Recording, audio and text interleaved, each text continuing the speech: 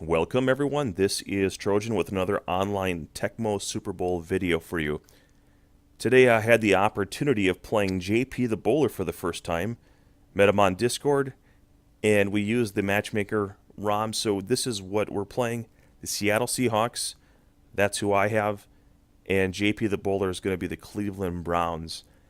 Now this is a matchup that I don't think I've seen called in any of the tournaments that I've participated in the past. The only time I can really recall seeing it involved the NFL Films documentary where Sobey had the Browns and lost in the last play of the game to the Seahawks on a JJ.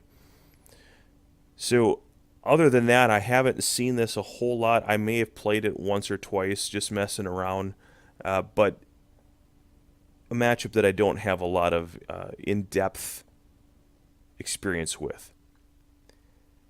So what I've taken just from looking at the lineups here, we have a lot of receiving threats on both sides of the ball, not a lot of defense, and the running game is definitely better on the Browns side. What you have is a scrambler in QB Browns, top 5 quarterback for sure in the game. Great pass speed and pass control, and a legitimate number 1 in Webster Slaughter. So that's definitely a weapon that can be exploited against this secondary.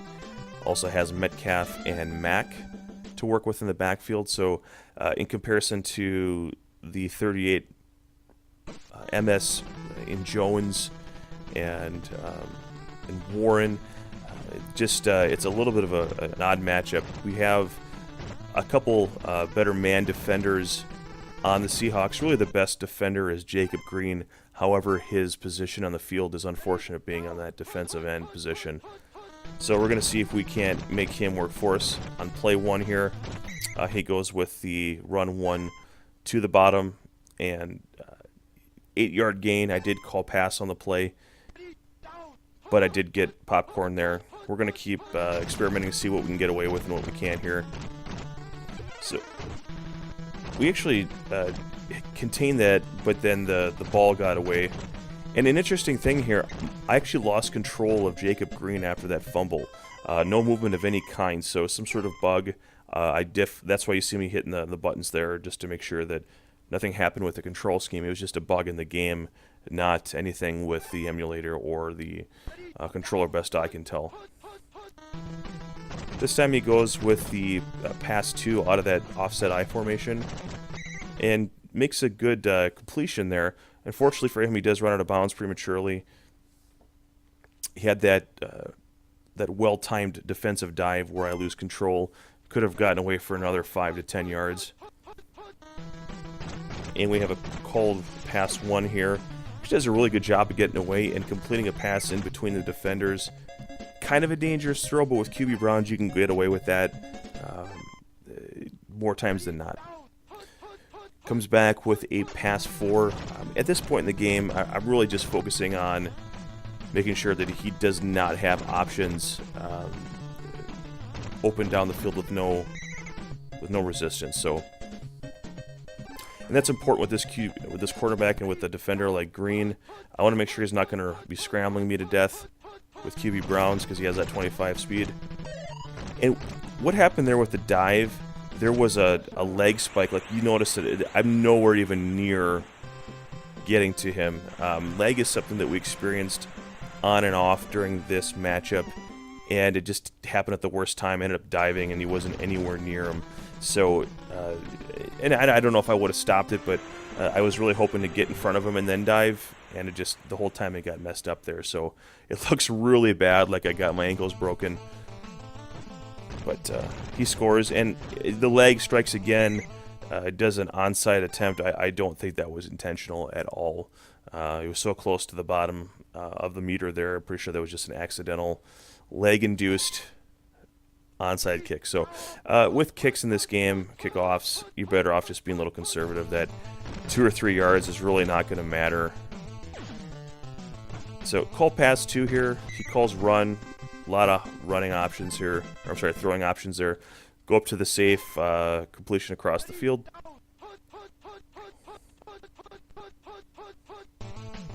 Stick with pass 1. Probably could have thrown it up there again. I wanted to make sure I had some throwing room here because I didn't know if I'd be able to run it in. Went back to it. This time I did the JJ attempt. I'm really surprised I think that's Kane up there did not jump up there. I thought that was a well-timed JJ attempt. And I go back to it a 4th time in a row here. No one's at the bottom. He beats the drone. So four in a row on pass 2. I just really wanted to see how he'd react to that, and he only took it away 1 time. That burn route. Perfect throw from Dave Craig, and we have a touchdown.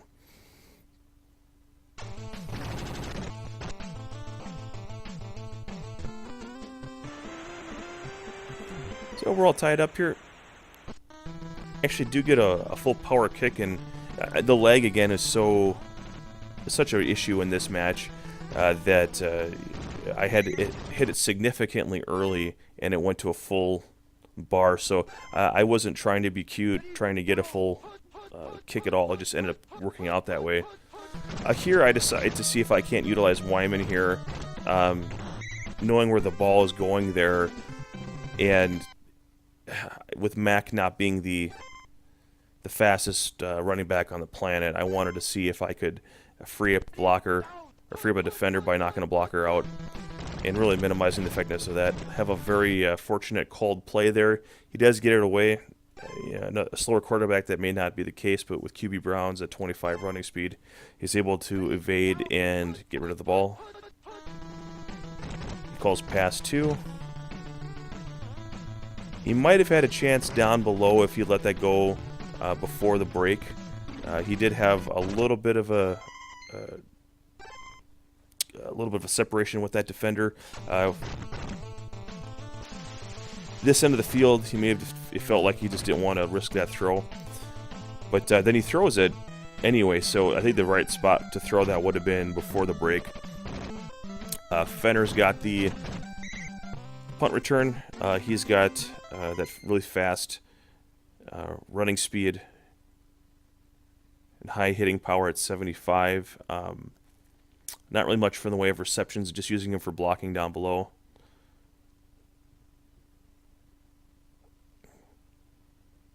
Just checking conditions. Jones goes into good.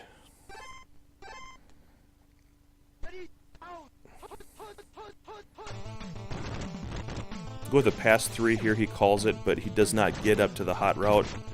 And Williams makes the catch. Real easy stationary throw for Dave Craig. That's a very easy completion to make. And this was disappointing here. Timed that run, that the 3 taps there to the bottom on pass 1, and the receiver broke off the route. So another called pass 2, throw it up to wide receiver 1 just before the break. There's an intentional overthrow, and instead of jumping, he dive catches it. With Jones and good, I had to try to take advantage of this dive play. Get a really good gain here.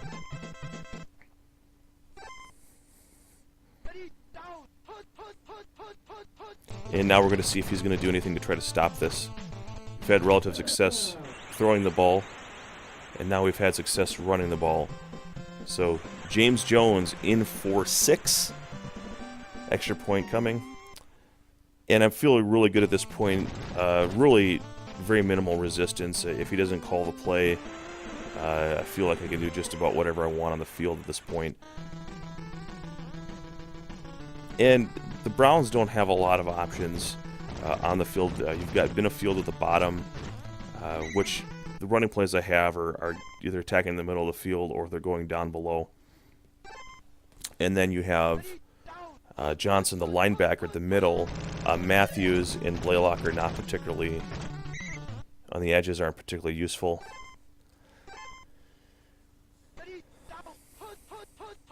More offset eye. Was really hoping to be able to popcorn that one blocker and engage another and create congestion, but I'm not able to tap that guy down in time. So still feeling out this playbook with him and this team. Decide to come up there, and I thought initially I had coverage up there on Ozzie Newsome, so I make a mistake there thinking that the drone's going with him. Was not the case. Obviously, QB Browns can do all sorts of things, but yeah, Ozzie Newsome isn't a guy I'm super afraid of. Usually it's just slaughter. And with that, he's got a stationary guy underneath, so was able to bottle that up pretty easily. At this point, this is the only part of the game where I'm mainly calling run.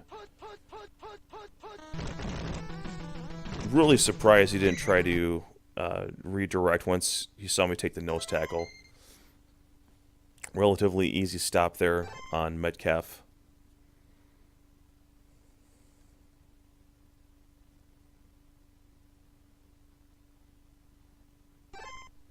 Not sure what the delay was there.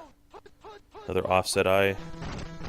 And I had called run one most of that time, knowing that that would probably be the most difficult one to stop.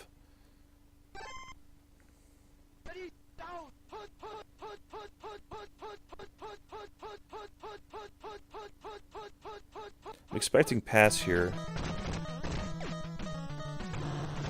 Oh, that frustrated me. I thought I had pretty good position there, but makes an excellent throw to an excellent receiver. Not condition-wise, just talent-wise and statistically speaking, and so that was the right decision. He throws it up to his best player, makes a play, and gets the score that he needs in the last play of the half. So we actually have a game here. It looked like I might get away from him because he did take the opening kickoff. So in retrospect here, I feel like I'm making him earn the scores a little bit more than the other direction. I feel like I'm moving with little resistance. I'm real confident, even though it's a tie game, that I should be able to bust this game open. Had a couple breaks there not go my way with that fumble and that burn route that ended up cutting off with an incomplete pass. But that all being said, ready to go in and try to take this thing and get some separation. So not sure what the delay again was there, but he actually gets a really good kickoff here. Fenner and his moving speed and hitting power are taking this off here. Gets actually some pretty decent momentum out past the 10, which is what you want to be for sure. And the world's in basically average conditions. So Jones had been in good, went back to average, and I'm just checking out the other options. Chadwick is someone that I like to use when I can, situationally. His reception are as good, but he's faster than one of the wide receivers for the Seahawks. One of them has 31 maximum speed, the other one has 38.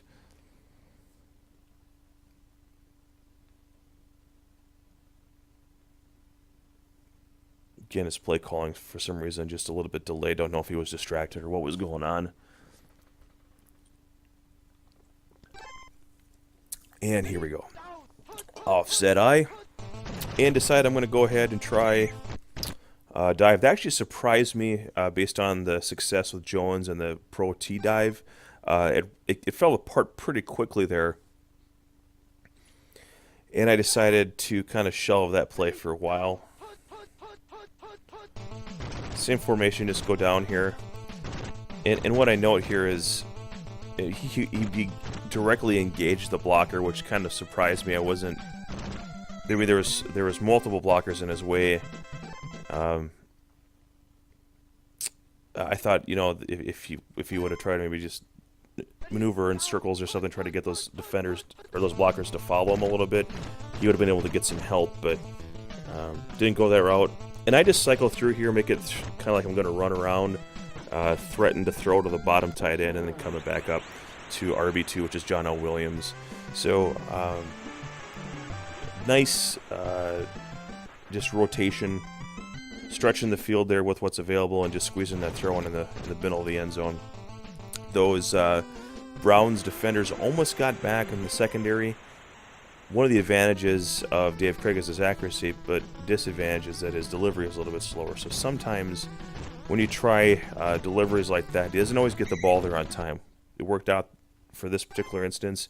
If it was a shorter field, we may not have been able to make that work, but we move ahead 21-14. Again, so far, no resistance defensively for me. I've been able to just move the ball out. And wasn't really sure where the drone was going there. He stops. I recognize it with green, but I can't get back in time. Glad he didn't try to jump or dive at that pass, because he could have been off to the races with Slaughter there. My apologies, whoever he has at RB2. I think that's Metcalf. Metcalf can also get down the field. At this point, I was actually able to popcorn or flatten one of his blockers. So either Green's improved, his lineman has gone into bad, potentially. And so I have a little more flexibility. And at this point, I don't feel like the run is killing me at all. I know he's had a few runs, but it's nothing that I'm that concerned about. And here he throws a pick, which I thought was a little forced. Could have gone, where he just caught it, but I feel real good about this.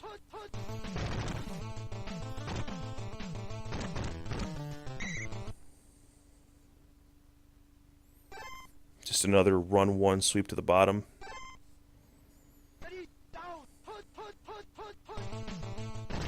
Pass one, and if you call pass one and they call pass one, you're almost always going to take a QB sack. Thankfully, he doesn't fumble it. Switch plays here. Go to a run through, which we really haven't used so far in the game too much. Dodge a bullet there. I do catch the my own fumble there, but not going to take any chances with a lead here. We're just going to punt it down the field. Up a touchdown. Feel like we can hold him here.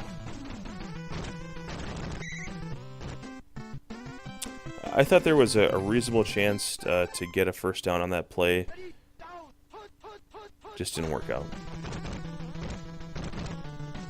I'm noticing some trends here. When it gets to an obvious passing situation, he is foregoing that pass to play. So when we get to, and when I say like a third or fourth down, he's not going to go with a single route option to the bottom.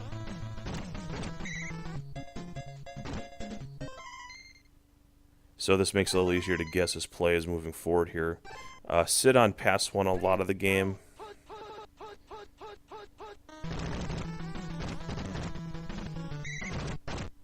And I think I may have